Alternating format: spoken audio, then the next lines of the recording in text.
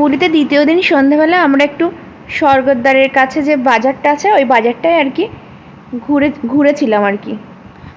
আর পুরীর থেকে সবাই খাজা নিয়ে যায় বাড়িতে, তো আমাদেরও নিতে হবে, তো সেই জন্য আগে খাজাটা কিনে নিলাম। আর আমরা হচ্ছে ওই যে স্বর্গদ্বার থেকে একটু এগিয়ে এসে গাঙ্গুরাম সুইটস আছে, তো ওখান থেকে আমরা খাজা কিনলাম বাড়ির জন্যে।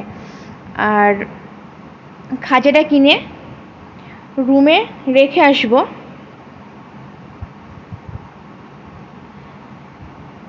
আর খাজা কিনে কিন্তু রেখে এসেছি।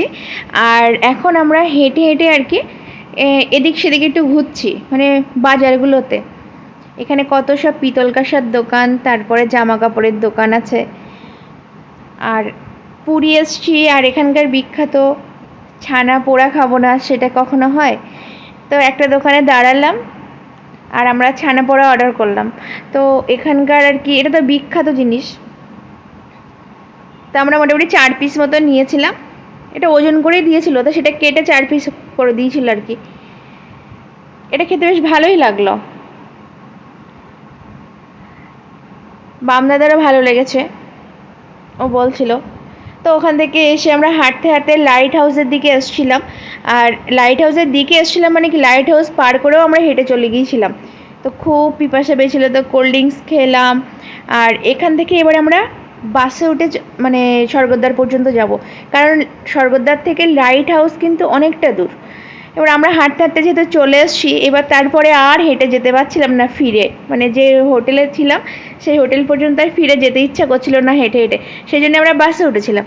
আর বাসে ভাড়া মাত্র 5 টাকা করে নিল, এতটা রাস্তা এরাম। তো এটা হচ্ছে বাস থেকে আমি আর কি সি বিচটা একটু একটু দেখাচ্ছি। ওইটা কিন্তু সি বিচ, আর আমরা এখন বাসের মধ্যে। বাস থেকে যতটা দেখানো যায় ততটা আর কি দেখালাম, রাস্তার ধার বরাবর সব দোকানগুলো। আর বাস থেকে নেমেই কিন্তু আমরা আর কি আমাদের হোটেলের সামনে ওই দিদির কাছ থেকে ভুট্টা খেলাম। তারপরে ভুট্টে টুটে খেয়ে একটু সি বিচে গেছিলাম। রাতের সমুদ্র, আর আমি তো জল ঘাঁটা বন্ধই করি না, মানে সি বিচে গেলেই আমাকে জলে নামতে হবে। কি ভালো লাগছিল।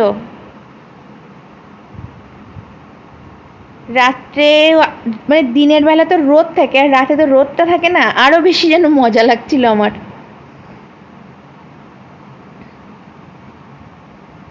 ঠান্ডা হাওয়া আর তার মধ্যে সমুদ্রের জল, কি যে মজা লাগছিল তা কি বলবো।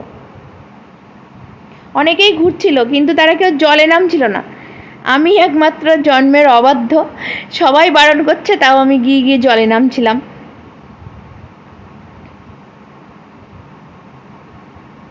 আমি বকা খেতে ভালোবাসি আর কি, সেই জন্য সবাই মানে বামদাদা বকছিল, তাও আমি জলে গিয়ে গিয়ে নামছিলাম।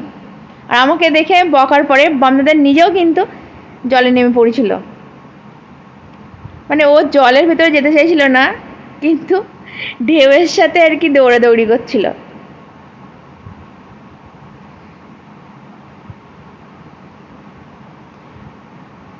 বেশ মজাই 2 দিন কেটে গেল। এবার বাড়ি ফেরার পালা, আগামীকালে আর কি বাড়ি যেতে হবে।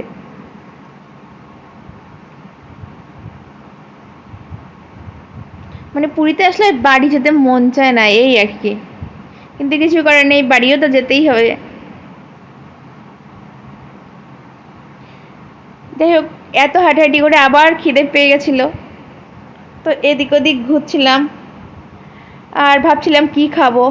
তারপরে আবার ফুচকা খাওয়ার কথা মনে পড়লো, তো হাঁটতে হাঁটতে চলছিলাম ফুচকা খেতে।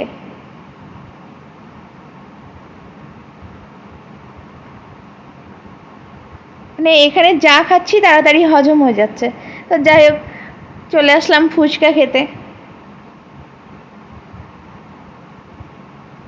এই দাদাটা বেশ ভালোই ফুচকা বানায়।